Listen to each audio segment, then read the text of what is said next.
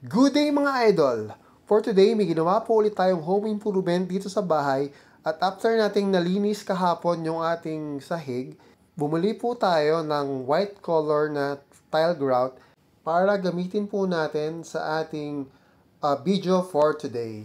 So, nagmekos-mekos po tayo mga idol ng tile grout and ng konting water, inilagay po natin sa isang container at kung meron po kayong lumang tsinelas, yan, pwede nyo pong gupitin para magamit po natin para mag-apply ng tile grout sa ating tiles in between.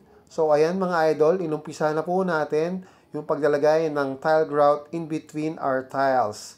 So, makikita natin ang mga idol na madali lang naman pong i-apply yan, madali lang pong gawin.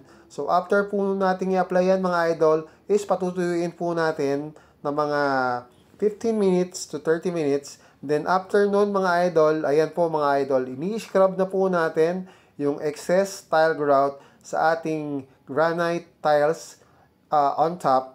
So ayan po mga idol, kitang-kita po natin na ini-scrub po natin one by one, sabay linis na po niyan after mga idol.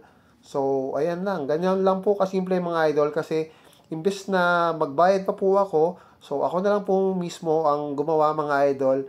At least nakatipid pa po. Tapos syempre, exercise na din mga idol, 'di ba? So ganun lang po kadali mga idol yung ginawa natin at yung activity natin for today.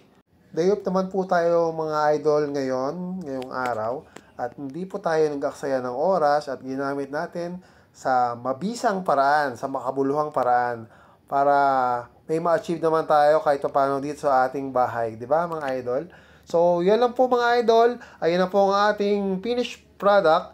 So, maganda lang po at malinis na. Ayos na.